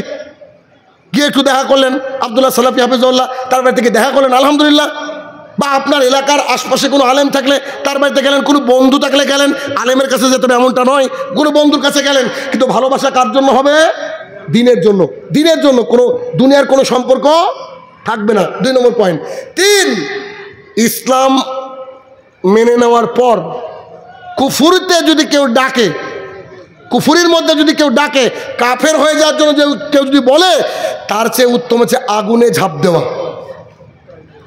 কেমন? একটা উদাহরণ, কিছুদিন আগে রামাদান গেল। রামাদানের সময় ইংল্যান্ড আমেরিকায় খুব দেখা যায় এগুলা। একটা ইয়াং ছেলে, তার হাতে একটা জলের বোতল, আর এক হাতে একটা 16 Pro Max, ওই যে কি আইফোন। তো ক্যামেরা দূরে থাকে, বুঝতে দেয় না। এসে একটা মেয়ে, একটা ছেলে আসছে, ওকে জিজ্ঞেস করছে, please please are you Muslim? আপনি কি মুসলমান? বলছে ইয়েস আই এম মুসলিম। বলছে ডু ইউ ফাস্ট? আপনি কি রোজা আছেন? বলছে ইয়েস আই ডু। হ্যাঁ আমি রোজা আছি। তো বলছে হোল্ড দিস, তার হাতে ধরিয়ে দেয়, এটা ধরেন। হ্যাঁ কি হলো? বলছে would you like to drink some water from this বোতল? If you want to like to drink then I will give this 16 Pro Max। আপনি কি এখান থেকে কয়েক ফোঁটা পানি, কয়েক ঢোক পানি পান করতে পারবেন? যদি পান করেন আমি আপনাকে 16 Pro Max দেবো, 2.5 লাখ টাকা দাম, 3 লাখ টাকা দাম, 5 লাখ টাকা, হোয়াট এভার ইট ইজ, এই দাম দিব। তখন সেই মেয়েটা বা সেই ছেলেটা বলে, I have told you a few minute ago I am fasting. আমি আপনাকে বললাম না একটু আগে আমি রোজা আছি। তুমি বলছে আমি আপনাকে আইফোন দিব, সে ঘুরে বলছে আইফোন না, গোটা পৃথিবী তুমি যদি আমাকে দান করে দাও এখন, তবু আমি গোটা পৃথিবীর বিনিময়ে আমার রোজা ভাঙবো না। এটা হচ্ছে মুসলমান, এইটা হচ্ছে মুসলমান। এই মুসলমান কুফরিতে ফিরে যাওয়ার কথা যদি কেউ অফার করে, গোটা পৃথিবী দিয়ে দিল, সে কি বলবে? সবচেয়ে ভালো ভাই তুই আমাকে বল, আগুনে ঝাঁপ দিচ্ছি, মরে যাচ্ছি, কিন্তু কুফরিতে ফিরবো না। আমি আমার ইসলাম নিয়ে আলহামদুলিল্লাহ ভালো আছি। সহিহ বুখারী হাদিস নম্বর 16। আর একবার কথাকে প্যাকেট করে দিই। ইমানের স্বাদ পেতে গেলে 3টে জিনিস লাগবে। 1, আল্লাহর জমিনে সবচেয়ে বেশি প্রাধান্য দিতে হবে কাকে? আল্লাহ এবং আল্লাহ রসুলকে। প্রাধান্য কিভাবে দিতে হবে জানেন? শোনেন, জান্নাত যেতে খুব বেশি কিছু লাগে না, বিশ্বাস করেন। একটু একটু ট্রিক শিখাচ্ছি আপনাদেরকে, একটু একটু ট্রিক। আমি শাহিনুর রহমান এমন মানুষ, এটিএমে ঢুকলাম, অনেক জায়গায় 2টো এটিএম থাকেন একসাথে, আমি কোনোদিন বাম এটিএমে টাকা তুলিনি, যদি না ডানে থাকে। আগে ডানটাতে ঢুকাই। কেন বলেন দেখি? আল্লাহ রসুল বলেছেন তুমি যে কোনো কাজ ডান দিক থেকে শুরু করো। কি ভাই, টাকায় তো তুলবো, যেটাতে খুশি তোলা যাবে। আমি বলছি না যে বাম দিকে তোলা যাবে না, বুঝুন বিষয়টা আমার কথা, কিন্তু আমার ভিতরটা এটা চাই। আমি ছেলে মেয়েকে পড়া ধরলে বলে তুই বল, কয়েকজন মাঝে মাঝে আন্দোলন করে, স্যার কি ব্যাপার আপনি শুধু ওকে ধরেন? আমি তুই এখানে এসে বসবি, তো বলছে আপনি ওই দিকে ধরেন কেন? আমি যে আল্লাহ রসুল বলেছে কোনো কাজ ডান দিক থেকে শুরু। তো বলছে আমাদের অব্দি তা আসেনি না। আমি যে কাল থেকে তোর ট্রান্সফার হবি। আমার ট্রান্সফার হবে না, আমি ডানই থাকবে, তোরা ট্রান্সফার হবি। আল্লাহ রসুল বলেছে টাকনুর উপরে প্যান্ট পরতে হবে, জিন্সের প্যান্ট পরেন অসুবিধা নাই, কিন্তু শোরুম থেকে কেনার পরেই টেলারের কাছে গিয়ে বলবেন আমার কোমর থেকে এই টাকনুর উপর পর্যন্ত 33.5 কাটেন, তো 33.5 কেটে দেন, কেটে তারপরে বাড়িতে নিয়ে যাবেন, তার আগে নয়। এটা হচ্ছে কি? আল্লাহর প্রতি আর আল্লাহ রসুলের প্রতি ফার্স্ট প্রায়োরিটি দেওয়া। 1, 2, একে অপরকে ভালোবাসা কার জন্য? আল্লাহ তাআলার জন্য। 3, কুফরিতে ফিরে যাওয়া, আগুনে ঝাঁপ দেওয়াও ভালো, কিন্তু কুফরিতে ফিরে যাব না। পরের দুটো সোজা না ভাই? একে অপরকে ভালোবাসা আল্লাহর জন্য, আর কোনোদিন ধর্ম ত্যাগ করবো না ইনশাল্লাহ। বলেন ইনশাল্লাহ। তাহলে এ দুটো অটোমেটিকলি হয়ে গেল, অটোমেটিকলি হয়ে গেল। একটা বাকি, এটাকে একটু ট্রাই করেন না, একটু ট্রাই করেন। কেমন করে ট্রাই করবেন? দেখেন, আনাস ইবনে মালিক রাদিয়াল্লাহু তাআলা আনহু বলেন, বুখারী হাদিস, রাসূলুল্লাহ সাল্লাল্লাহু আলাইহি ওয়াসাল্লাম আর আমি একটা বাড়িতে নেমন্তন্নতে গেলাম, খেতে গেলাম। তো আল্লাহ রাসূল সাল্লাল্লাহু আলাইহি ওয়াসাল্লামের সামনে একটা বাটি দেওয়া হলো, যে বাটির মধ্যে ছিল লাউ। লাউ বুঝেন কিনা? কদুও বলে অনেকে, আপনারা কি বলেন? লাউ বলেন? জি। তো লাউ দেওয়া হলো, আর লাউয়ের সাথে গোস্ত রান্না হয়, খুবই বলে টেস্ট হয় জানি না। লাউ আর গোস্ত একসাথে মিক্সচার করে রান্না করা হয়, বাংলাদেশে এটা খুব হয়। তো আল্লাহ রসুলের সামনে প্লেস করার পর তিনি শুধু লাউ বেছে বেছে খাচ্ছিলেন। আনাস ইবনে মালিক রাদিয়াল্লাহু তাআলা আনহু বলেন, তারপর থেকে লাউ আমার প্রিয়। বুঝতে পারেননি? কে বলছে? আনাস ইবনে মালিক। আর আল্লাহর কসম, আপনি সাক্ষী থাকেন, নাহলে কিয়ামতের মাঠে আমার বিরুদ্ধে উল্টো সাক্ষী দেন। এই হাদিস যেদিন থেকে আমি পড়েছি সেদিন থেকে আমারও লাউ প্রিয়। এই হাদিসের আগে বাড়িতে আম্মা যদি লাউ রান্না করতো, আমার ঝামেলা হয়েছে আম্মার সাথে অনেকদিন। ঝামেলা মানে অন্য ঝামেলা, আমি উচ্চবাচ্য করিনি কোনদিন, মানে হয়তো ব্যাগটা ফেলে দিয়েছে, খাবো না যা, এরকম একটা হয়েছে, মানে আম্মার সাথে অভিমান আর কি। কিন্তু এই হাদিস জানার পর থেকে আমি বাজারে লাউ দেখলেই কিনে নিয়ে রান্না করি। আমি আমার ছেলে মেয়েকে শিখাই আল্লাহ রসুলের প্রিয়। সো তোমার এখানে কোনো চয়েস নাই, তুমি এটাকে আরাম করে খাবা, আনন্দ করে খাবা, দেখবা অটোমেটিকলি একদিন আল্লাহ তোমাকে প্রিয় করে দেবে। এই প্রিয়র কারণে কিয়ামতের মাঠে আমার একটা নেকি যদি কম পড়ে, আল্লাহ রসুলকে একটু কেঁদে কেঁদে বলতে পারবো না যে আপনার কারণে কিছু করতে পারিনি, কিন্তু আপনি লাউটাকে খুব ভালোবাসতেন, আমি খেয়েছি, আপনি কি আমাকে একটু সাফায়াত করবেন না? বলে তো আল্লাহ রসুল কি ঘুরিয়ে দেবে? কথা কি বুঝতে পারছেন আমার? আল্লাহ রসুল ঘুরিয়ে দেবে কি? ঘুরিয়ে দেবে না ভাই। আল্লাহকে পাওয়া খুবই সোজা, খুবই সোজা। আল্লাহকে রাজি খুশি করা খুবই সোজা, কিন্তু আমরা রাজি খুশি করার রাস্তাতে নাই। ইমানের পরীক্ষা, ইমান আমাদেরকে এই পরীক্ষা সবসময় নিতে থাকবে। একটু দেখেন, সাদ ইবনু আবি ওয়াক্কাস বলে একজন ব্যক্তি, তিনি সাহাবী রাদিয়াল্লাহু তাআলা আনহু। ব্যক্তি বললাম এই কারণে, তিনি তখনও দ্বীন ইসলাম গ্রহণ করেননি। গোটা এলাকা জুড়ে এলাকার মানুষ বলতো, এই সাদের মতো মা ভক্ত ছেলে আমাদের রঘুনাথগঞ্জে নাই। আচ্ছা বলেন তো, কোনো ছেলে খুব মা ভক্ত থাকে না? থাকে না? মা ছেড়া কিছু বোঝে না। আরে বিয়ে করে এনেছে, তারপরও তার মা যা বলে তাই, এখনো ইনকাম করেছে, বউয়ের হাতে না দিয়ে মার হাতে দেয়। আছে না নাই? একটু ইনসাফ করিয়েন ভাইরা আমার, বলছি না দিবেন না। মা যদি ভালো হয় তো আলহামদুলিল্লাহ, অনেকের মা তো ভালোও না, তাই না? কারো মা তো খারাপ আছে দুনিয়াতে, আল্লাহ তো সবাইকে সেম করে পাঠায়নি। তো এই মা ছাড়া কিছু বুঝেন না। একদিন তিনি আল্লাহ রসুলের সান্নিধ্যে গেলেন, দ্বীন ইসলাম গ্রহণ করলেন। তার মায়ের কাছে সংবাদ চলে গেল যে আপনার কলিজার টুকরা সন্তান দ্বীন ইসলাম গ্রহণ করেছে। সাদ রাদিয়াল্লাহু তাআলা বাড়িতে ঢোকার পরে বলছেন তার মা, আমি বাক্যগুলো অবাক হয়ে যায়, বাক্যগুলো শুনেন। সাদকে বলছে, বেটা। আব্বু, জি মা। শোনো বেটা, শোনো, বসো। সাদকে বসিয়েছি, দেখেন সাদ বসে আছে। জি আম্মা, কিছু বলবেন? বেটা, তুমি আমাকে কেমন ভালোবাসো? সাদ অবাক, আরে কি বলছেন? গোটা এলাকায় তো জানে আপনাকে আমি কেমন ভালোবাসি। কেন আম্মা? আপু বলো না, একটু শুনতে ইচ্ছা হচ্ছে। মায়ের কিন্তু রাজনীতি অন্য। তো কেন মা, কেমন ভালোবাসো বলো না আব্বু? বলছে, আমার জীবনের চেয়ে বেশি ভালোবাসি, আমার জীবনের চেয়ে। আচ্ছা আলহামদুলিল্লাহ বেটা। আলহামদুলিল্লাহ নয় আর কি, তার সান্ত্বনা বাক্য। আমরা মুসলমান, আলহামদুলিল্লাহ বেরোবে। ঠিক আছে বেটা। আব্বু, আমি যদি তোমাকে কোনো কাজ করতে নিষেধ করি, তুমি কি তাও করবা? বুঝো অসম্ভব। তুমি নিষেধ করলে, এতদিন করেছি না, এতদিন করনি, এখন করবা কি? তো না। বাহ, গুড বয়। বলছি বেটা, আর একটা কথা, যদি আমি কোনো কারণে কষ্ট পাই, তোমার কি কষ্ট লাগবে? সাদ বলছি, ইন্না লিল্লাহ। বলেন কি আম্মা? আপনার কষ্ট লাগলে আমি মারা যাব? আমি আপনাকে এত ভালোবাসি, আপনি কেন আজকে এই ধরনের প্রশ্ন করছেন? তখন তার মা ঘুরে বলছে, বেটা তুমি আমাকে ভালোবাসো, তুমি আমাকে কষ্ট দিতে চাও না, তুমি আমার কথা শুনে এসেছো, আজকেও শুনবা বললা এখন তুমি। আমি তোমাকে বলছি, তুমি যে দিন গ্রহণ করেছো ওই দিন থেকে তোমাকে ফিরে আসতে হবে। ইমানের পরীক্ষা।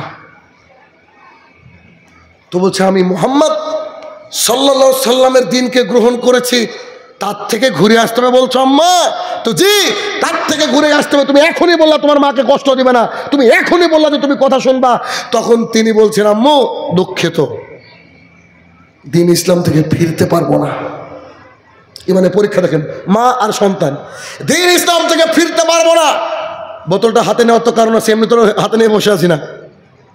তো এজন্য অনেকে বলে যে আপনি যখন হাদিস বোঝান মনে হয় যে সরাসরি দেখছে এরকম মনে হয়। মানে মানুষ, এটা তো সাইকোলজি মানুষের, যাতে করে বুঝবে। তার মা এক গ্লাস পানি নিয়ে বলছে, আব্বু এক গ্লাসটা কি বলো তো? বলছে পানি। এ দেখো রাখলাম আব্বু।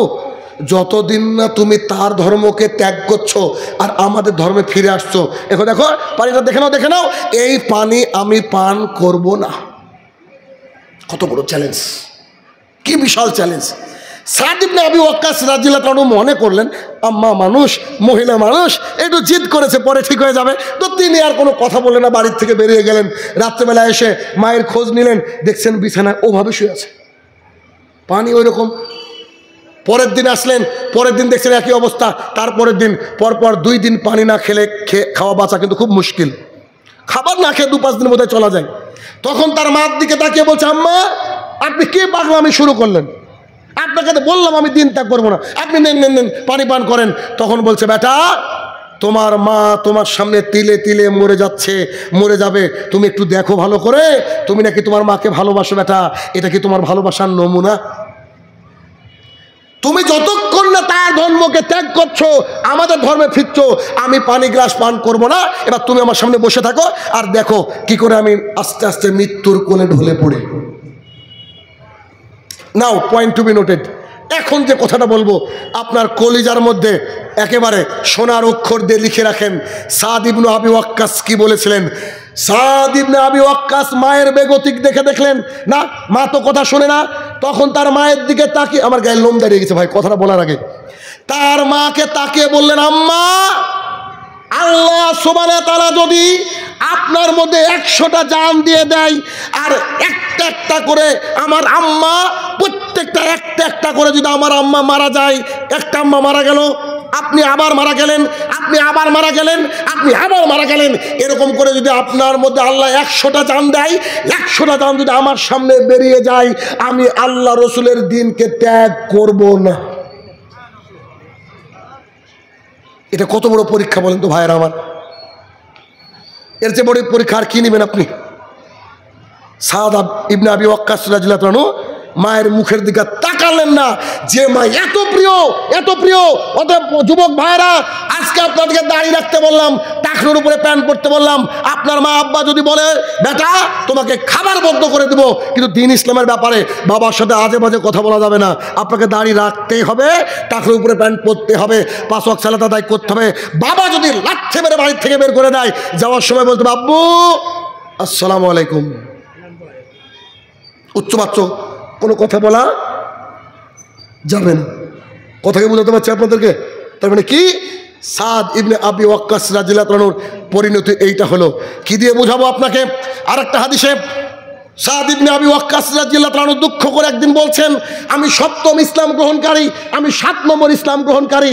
আমার মা আমাকে তার ঐশ্বর্য, তার সম্পদ থেকে ত্যাগ করেছে, আমার থেকে সব কিছু কেড়ে নিয়েছে।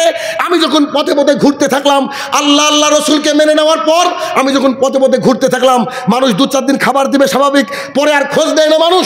পরিস্থিতি এত খারাপ হয়ে গেছে, আমি সৌদি আরবের বুকে হুবলা গাছ আছে আমি জানতাম না। সৌদি আরবে 3 বছর কাটিয়েছি, হাদিস আমার কাছে ছিল না। যদি থাকতো আমি ওই গাছটাকে দেখতাম, অন্তত চোখের পানি ফেলতাম।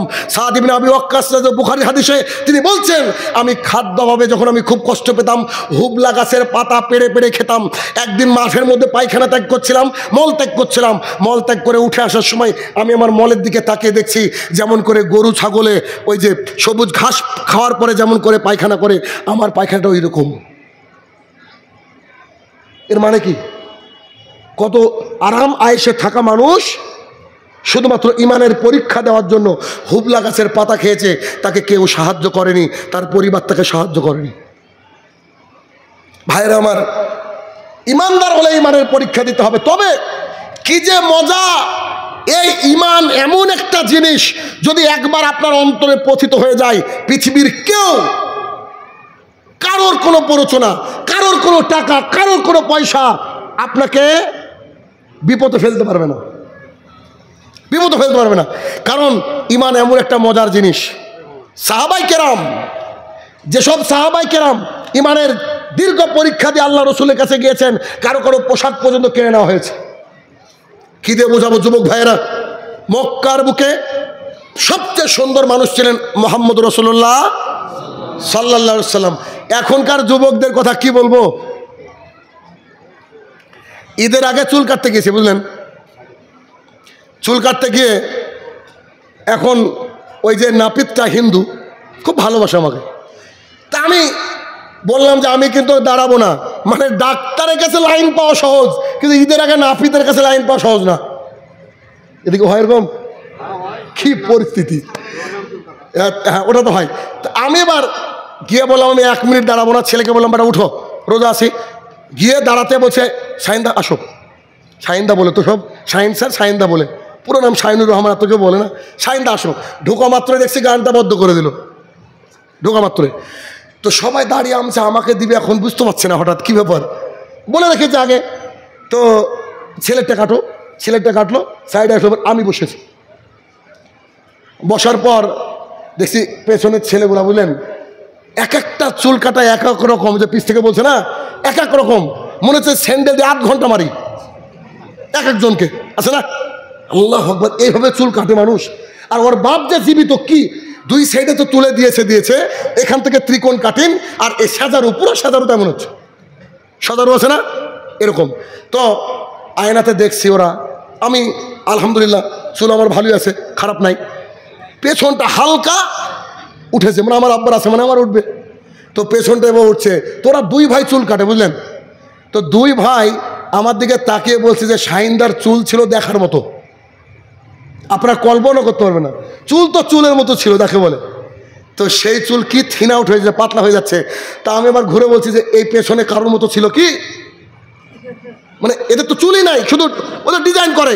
তো বলছে একটাও আপনার সাথে পাত্তা পাবে না। তো পেছন থেকে একজোড়া তেরে নামবালা হয়েছে, বললো না, তেরে নামবালা উঠে বলছে স্যার আপনার বয়সের আমাদের আবার ওটুকু থাকবে না, আপনার বয়সে আমাদের ওটুকু থাকবে না। পরিস্থিতি দেখেন, ইয়াং ছেলেপেলেরা ওইভাবে চুল কাটে। মক্কার বুকে সবচেয়ে সুন্দর মানুষ ছিল আল্লাহ রসুল সাল্লাল্লাহু আলাইহি সাল্লাম। তারপরে ইয়াং একেবারে 17-18 বছর বয়স, চুলগুলা কুকড়ানো, এত সুন্দর ধবধবে ফর্সা, তার মতো সেন্ট মক্কার কেউ চোখে দেখেনি। একটা পোশাক, এত সুন্দর পোশাক, এলাকা দিয়ে গেলে মানুষ তার দিকে তাকিয়ে থাকে। বড় মানুষ, কিন্তু ও যদি কোনো বড় মজলিসে যায় তাকে সবাই প্রাধান্য দেয়, কেন কোটিপতির সন্তান, তার নাম হচ্ছে মুসাব ইবনে উমাইর রাদিয়াল্লাহু আনহু। আরে মুসাইব, আল্লাহ রসুল একদিন কোরআন তেলাওয়াত করছেন, এসে বলছে দাদা কি পড়ছেন? ও কোরআন পড়ছি। তিনি দিন ইসলাম গ্রহণ করেন। গ্রহণ করার পর তার মার কাছে যখন গিয়েছে, তার মা বলছে বেটা তুমি দিন ইসলাম ত্যাগ করো। তো তখন তার মাকে বলেছে তুমি থাকো, আমার কোনো কিচ্ছু লাগবে না, আমি শুধু দিন ইসলামের দীক্ষা নিয়েছি, আমি আল্লাহ রসুলের কথা মেনে চলবো। মুসাব ইবনে উমাইর রাদিয়াল্লাহু আনহু আরেকবার মনে করে দিই, সুন্দর কোকড়ানো চুল, আল্লাহ রসুলের মতো দেখতে অনেকটা। একটা পোশাক তিনি 3 দিনে বেশি পরতেন না, এমন সেন তিনি গায়ে দিতেন মক্কার কেউ দেখতে পেত না। কোটিপতি ঘরের সন্তান, খুব স্টাইলিশ সন্তান। এখনো কোটিপতি ঘরের সন্তান এমন এমন খাবার খায়, আমাদের ঘরের মিডিল ক্লাস মানুষ জানি না এরকম। তো কি এমন পরিস্থিতি ভাইরা আমার, ওই সুন্দর সুদর্শন ছেলেটা দিন ইসলাম গ্রহণ করেছে, তার মা তাকে সব থেকে বিচ্ছিন্ন করে দিয়েছে। আল্লাহ রসুল ছেলেটাকে পছন্দ করলো। পৃথিবীর ইতিহাসে মক্কা থেকে প্রথম মদিনায় যে শিক্ষক পাঠানো হয়, সেই শিক্ষকের নাম ছিল মুসাব ইবনে উমাইর।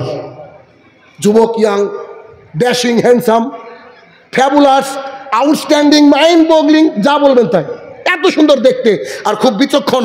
অল্প বয়সের ছেলেরা খুব মেধাবী হয় যদি মেধাটা ভালো কাজে লাগায়, কিন্তু আমাদের তো মেধাবী মেয়ে তো ফ্রি ফায়ার আর পাবজিতে।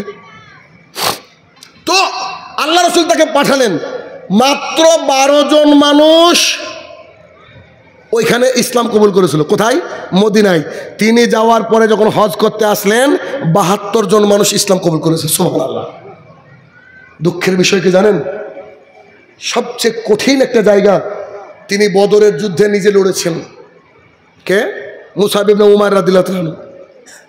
বদরের যুদ্ধে, ওদের যুদ্ধে রাসূল সাল্লাল্লাহু আলাইহি সাল্লাম তাকে পতাকা দিয়ে দিলেন। একটা ইয়াং ছেলে তাকে পতাকা দেয়, আপনি কল্পনা করেন তার কত বিচক্ষণতা থাকতে পারে। এত বিচক্ষণ, এত ইমানদার, যার হাতে আল্লাহ রসুল পতাকা দিয়েছেন। তিনি আল্লাহ রসুলকে খুব ভালোবাসতেন। পতাকা নিয়ে তিনি যুদ্ধের ময়দানে নেমে গিয়েছেন। যুদ্ধের ময়দানে দাঁড়িয়ে ডান হাতে তরবারি, বাম হাতে পতাকা, তিনি একেবারে যুদ্ধের ময়দানে লাফাচ্ছেন। তাফসীর কারকগণ বলছেন তিনি আর লাফানোর পেছনে কারণ যেন শত্রুরা তার দিকে তাক করে, আল্লাহ রসুলের দিকে নয়। সুবহানাল্লাহ। একজন মানুষ কত ভালোবাসতে পারে আল্লাহ রসুলকে সাল্লাল্লাহু আলাইহি ওয়াসাল্লাম। তিনি লম্পজম্প করছেন, বীর দর্পে যুদ্ধ করে যাচ্ছেন, পতাকা ডান হাতে বা পতাকা বাম হাতে, তরবারি ডান হাতে। কাফের বেদিন বেঈমানরা পেছন থেকে এসে তার ডান হাতটা নামিয়ে দিল। মুসাব ইবনে উমাইর কোটিপতি ঘরের ড্যাশিং একটা ছেলে, যখন তার ডান হাতটা নামিয়ে দিল, বাম হাতে পতাকা, তরবারি শেষ, তিনি পতাকাটাকে উপরে রেখেছেন। তারপরে আর এক বেদিন বেঈমান এসে বাম হাত নামিয়ে দিল। তিনি পতাকাটাকে থুতনি দিয়ে তোলার চেষ্টা করেছেন, পারেননি, পতাকাটা পড়ে গেছেন। ওহুদের যুদ্ধ শেষ। এখন যারা যারা শহীদ হয়েছে, 73-72 জন শহীদ হয়েছে। গিয়েছেন কেউ সৌদি আরব? গিয়েছেন? দেখবেন ওই যে ওহুদের মাঠ, যেটা ওহুদ পাহাড়, তার পাশে দেখবেন আমির হামজা রাদিয়াল্লাহু তাআলার কবরটা দেখতে পাবেন। মোটামুটি কবর একটু ঘেরা আছে, ওই ঘেরা না আর কি, একটা ইট মতো উঁচু করা আছে, বাকি সব সাহাবীরা ওখানেই সমাসীন আছে। তো রাসূলুল্লাহ সাল্লাল্লাহু আলাইহি ওয়াসাল্লামের সাহাবীরা দেখলেন তারা পরাজিত, ওরা চলে গেছে। একে একে খুঁজতে লাগলেন কার লাশ কোথায় পড়ে আছে। সবারই লাশ খুঁজে যখন দাফনের ব্যবস্থা, কোন শহীদদের অবস্থা ওইভাবে দাফন করতে হয়, খুঁজতে খুঁজতে খুঁজতে সাহাবায়ে কেরাম সংবাদ দিল, আল্লাহ রসুল সাল্লাল্লাহু আলাইহি সাল্লাম আজকে আসেন, মুসাইবের অবস্থা দেখেন। রাসূলুল্লাহ সাল্লাল্লাহু আলাইহি সাল্লাম মুসাব ইবনে উমাইর রাদিয়াল্লাহু তাআলার সামনে গিয়ে দুই চোখের পানি ছেড়ে দিয়ে কাঁদতে লাগলেন। কেন জানেন? একজন সাহাবী বলছেন, আল্লাহ রসুল সাল্লাল্লাহু আলাইহি সাল্লাম মুসাইবকে যে দাফন করব, এই দাফন করার জন্য তার পরনে যে পোশাকটা আছে, যে চাদরটা আছে, এই চাদরটা যদি আমরা মাথা ঢাকি তো তার পা বেরিয়ে যাচ্ছে, আর যদি পা ঢাকি তার মাথাটা বেরিয়ে যাচ্ছে।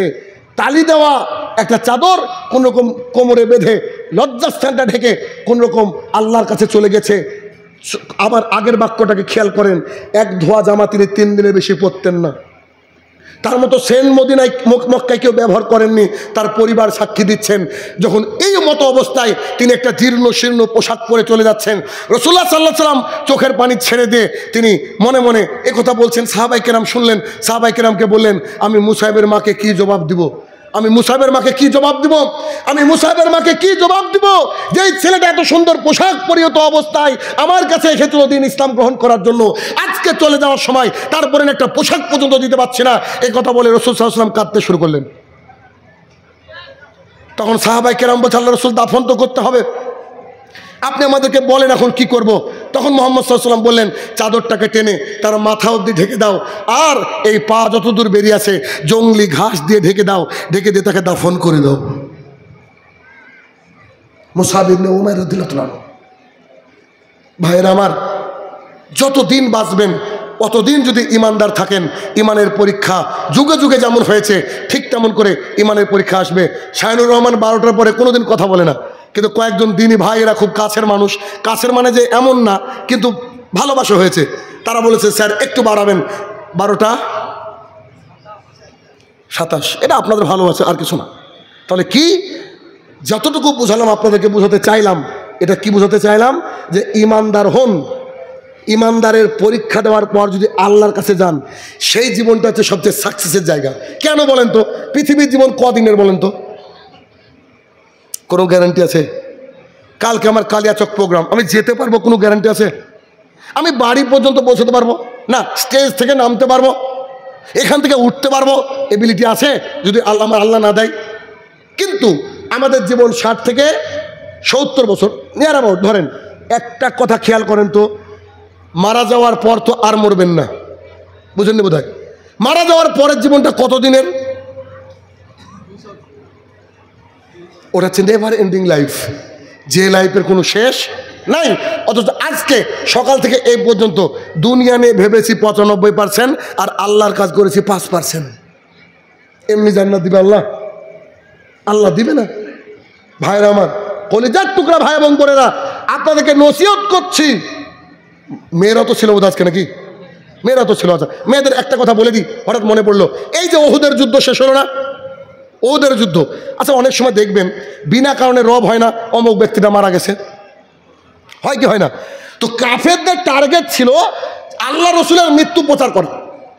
তো বলেছে কুতিল দেয়া মোহাম্মদ সাল্লাল্লাহু আলাইহি ওয়াসাল্লামকে হত্যা করা হয়েছে। একজন মহিলা বাড়ির থেকে দৌড়ে বেরিয়ে আসছে ওহুদের ময়দানে। দেন দেন দেন দেন আসলেন যখন দেন। একজন মহিলা বাড়ির থেকে ওহুদের ময়দানে দৌড়ে আসছে। তার ভাই, তার স্বামী, তার আব্বা সবাই যুদ্ধে গিয়েছে, বুঝতে পারছেন? দৌড়ে এসে একজন সাহাবীকে বলছে, এই মুহাম্মদ সাল্লাল্লাহু আলাইহি ওয়াসাল্লামের কী অবস্থা, আল্লাহ রসুলের কী অবস্থা? তো বলছে, তোমার আব্বা মারা গেছে। বলেন তো, একটা মেয়ে যদি বলে আব্বা মারা গেছে, সে কি অবস্থা হয়? কার কার মেয়ে আছে ভাইয়ের হাত তুলেন দেখি, কার কার মেয়ে আছে হাত তুলেন। মাশাআল্লাহ মাশাআল্লাহ। আমার যখন কোনো ফোন আসে, সালাম দেওয়ার পরে যদি আমার মুখ দিয়ে একটা বাক্য বেরায়, কি ক্যান্সেল, আমার মেয়ে সেদিন ঈদ, ওর বাড়িতে 6 বছর বয়স। গতকালকে যখন ঘুরে যাচ্ছি ওর আম্মুর সাথে কথা বলছি, তো আম্মু আমার যে এত খুশি লাগছে, বুঝতে পারেননি, একেবারে গলা ধরে শুবে সারা রাত আমার সাথে, 6 বছর বয়স। তো ভাই, মেয়ে একটা স্পেশাল জিনিস। যদি একটা ছেলে আছে, ছেলেটা আমার নর্মাল, বুঝেন না? আমাকে এসে ওর ভাইয়ের ব্যাপারে কমপ্লেন করলে বলবে তোমার ছেলে না, আব্বু সরি, আম্মুর ছেলে খুব বদ হয়েছে কিন্তু দিনটা আজকাল, মানে আমার ছেলে হতে দেবে না ও আর কি, আমার মেয়ে আমার, ব্যাস ঝামেলা শেষ। এই তো ভাই, মেয়ে একটা খুব কলিজার জিনিস। সেই মেয়ের সামনে কি বলা হচ্ছে, তোমার আব্বা শহীদ হয়ে গেছে। কত বড় কষ্ট না? সেই মেয়েটা চিৎকার দিয়ে বলছে, আমি জিজ্ঞাসা করছি আল্লাহ রসুল কেমন আছে? মেয়েকে ভাবেন, এবার দেখেন, সেই মেয়েটা বলছে আমার রসুল কেমন আছে আপনি তাই বলেন। তখন আরেকটা পাশ থেকে সাহাবী বলছে, তোমার স্বামীকে শহীদ করে দেওয়া হয়েছে। ইন্না লিল্লাহ, তোমার স্বামীকে শহীদ করে দেওয়া হয়েছে। মেয়েটা চিৎকার দিয়ে বলছে, আমি বলছি আল্লাহ রসুল কেমন আছে? একজন বলছে আমার আব্বা মারা গেছে, একজন বলছে আমার স্বামী মারা গেছে, আর একজন সাহাবী এসে বলছে তোমার বড় ভাইকে হত্যা করা হয়েছে। চিন্তা করেন, মেয়েটার আর কেউ আছে দুনিয়াতে? দেখেন বাড়ি ফাঁকা, আর কেউ নেই। মেয়েটা তখন কাঁদতে কাঁদতে বলছে, আমি তোমাদের হাতে পায়ে ধরছি, তোমরা আমাকে বলো আমাদের রসুল কেমন আছে? একজন উঠে বলছে আমাদের রসুল সুরক্ষিত আছে, তাকে কোনো আঘাত লাগেনি। তখন সেই মেয়েটা বলছে আলহামদুলিল্লাহ। এই শব্দটা কত বড় কঠিন, বুঝতে পারছেন? তার জন্য তার কেউ নাই, মিষ্টি হাসি তার মুখের মধ্যে, সবাই চলে গেছে, আমার রসুল জীবিত আছে। আপনার স্ত্রী ফিলিংস আসবে? ও তো দিন রাত কটকটি নিয়ে পড়ে আছে, ও যে বোঝে না, সে বোঝে না, অমুক তমুক এইসব নিয়ে পড়ে আছে। আস্তাগফিরুল্লাহ। এই রসুলের প্রতি তার তো ভালোবাসা আসবে না। অতএব কি, এই যে আমাদের ইমান, এই ইমানের পরীক্ষা হতে থাকবে। আর এই ইমানের পরীক্ষায় যদি আমরা উত্তীর্ণ হই, আমাদের থাকার জায়গাটা কি? চিরকালের বাসস্থান, চিরকালের, যেখানে কোনো মানে ক্লেশ, কষ্ট, দুঃখ কিচ্ছু থাকবে না। এই জন্য দুনিয়ার সামান্য জীবনে একটু কষ্ট করলে খুব খুব অসুবিধা ভাই। বুখারীর একটা হাদিস শুনেন তো, রাসূলুল্লাহ সাল্লাল্লাহু আলাইহি ওয়াসাল্লাম বসে আছেন হেরা গুহায়। এখন যদি কেউ সৌদি আরবে যেয়ে থাকেন, হেরা পর্বতে উঠতে গেলে এমন কোনো পুরুষ নাই যে ওকে 2-3 বার বসতে হয় না, এত ক্লান্ত হয়ে যায় একেবারে উঁচুতে, হেরা পাহাড়ে যেখানে কোরআন নাজিল হয়েছিল। তো রাসূলুল্লাহ সাল্লাল্লাহু আলাইহি ওয়াসাল্লাম বসে আছেন, তার পাশে জিবরাইল আলাইহিস সালাম আল্লাহ রসুলকে বলছে ওটা কে আসছে দেখেন তো। আল্লাহ রসুল বলছে কে? বলছে খাদিজা। কে উনি? রাসূল সাল্লাল্লাহু আলাইহি ওয়াসাল্লামের স্ত্রী। তো তিনি খুব কষ্টে ওই পাহাড় বেয়ে উঠে আল্লাহ রসুলকে খাবার দিতে দিতেন মাঝে মাঝে, যদি আল্লাহ রসুল আনতেন। তখন জিবরাইল আলাইহিস সালাম বলছেন, যে মহিলা আসছে, মানে কথা বলার স্টাইল এটা, যে মহিলা আসছে তার কাছে আপনার জন্য আছে কিছু পানীয় আর কিছু খাবার। কি আছে? পানীয় আর কিছু খাবার। সেই মহিলা যখন আপনার গন্তব্যে পৌঁছাবেন, তখন তাকে আপনি বলবেন আল্লাহ সুবহানাহু ওয়া তাআলা তার জন্য বলেছেন যে আল্লাহ তাআলা তার জন্য এমন জান্নাতের ব্যবস্থা করেছে যে জান্নাতে কোনো কষ্টও থাকবে না, যে জান্নাতে কোনো কোলাহলও থাকবে না। সুবহানাল্লাহ, বুঝতে পারেননি?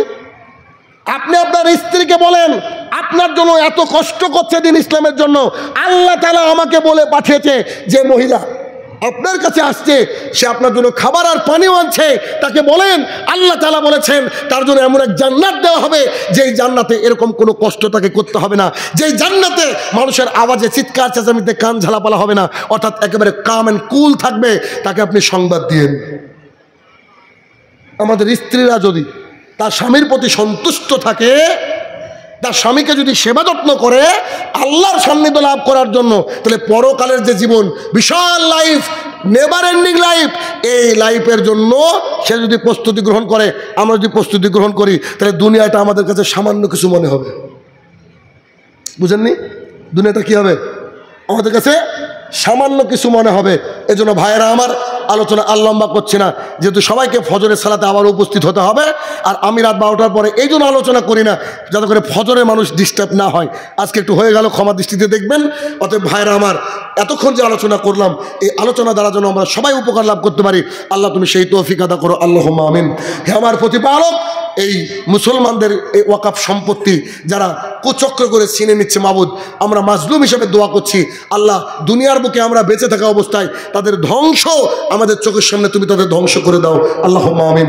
হে আমার প্রতিপালক, যারা কবরে তোলে সাহিত্য জানি না কি হালে রয়েছে, তারা যদি ক্ষমার যোগ্য হয় মাবুদ, তাকে তুমি ক্ষমা দান করো, আল্লাহুম্মা আমিন। হে আমার প্রতিপালক, যেসব আমার দিনী ভাইয়েরা, ছোট ছোট ভাইরা অনেক চেষ্টা করে এই মাহফিলের আয়োজন করেছে, এই আয়োজনকে তুমি জান্নাতের একটা জারিয়া হিসাবে কবুল করে নাও, আল্লাহুম্মা আমিন। হে আমার প্রতিপালক, এত রাত পর্যন্ত যেসব আমার দিনী ভাইরা আশেপাশে দূর থেকে যেভাবে শুনলো মাবুদ, এই সোনার বিনিময়ে তাকে তুমি জান্নাতুল ফেরদৌস দান করো, আল্লাহুম্মা আমিন। হে আমার প্রতিপালক, আমরা মুসলমান অসহায় অবস্থায় গাজায় ওই আমার কোটি কোটি হাজার হাজার লক্ষ লক্ষ ছোট ছোট শিশু বাচ্চাকে যারা বোমার আঘাতে উড়িয়ে দিয়েছে মাবুদ, আল্লাহ তুমি যেসব বাচ্চা, যেসব ভাই, যেসব বোন তোমার কাছে চলে গেছে, সবাইকে তুমি জান্নাতুল ফেরদৌস দান করো, আল্লাহুম্মা আমিন। আর ইসরায়েল যেভাবে হত্যা যোগ্য চালাচ্ছে আল্লাহ গো, এই ইসরায়েলের যে নেতা, ওই যে নেতানুহা আর তার সাঙ্গপাঙ্গকে একেবারে তুমি জমিনের মধ্যে ধসিয়ে দাও, আল্লাহুম্মা আমিন। হে আমার প্রতিপালক, আমরা যেন আমাদের সন্তান সন্ততিকে পরিবার নিয়ে পরিবারটাকে ইসলামাইজ করতে পারি, আল্লাহ তুমি সেই তৌফিক আদা করো, আল্লাহুম্মা আমিন। আসসালামু আলাইকুম ওয়া রাহমাতুল্লাহি ওয়া বারাকাতুহু।